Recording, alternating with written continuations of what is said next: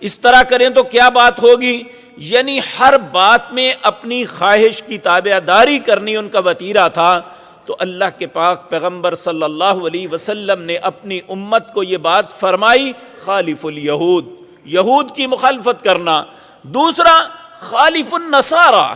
عیسائیوں کی بھی مخالفت کرنا، کیونکہ یہ ایک گمراہ قوم ہے، انہوں نے اپنے نبی کی تعلیمات کو بالکل پسے پشت ڈال کے ایک نیا پیرلر دین کھڑا کر لیا ہے، اس کا تعلق دین عیسوی کے ساتھ جو حضرت عیسیٰ علیہ السلام لے کے آئے تھے اس کا کوئی تعلق نہیں ہے۔ اسی طرح آپ نے فرمایا خالف المشرکین،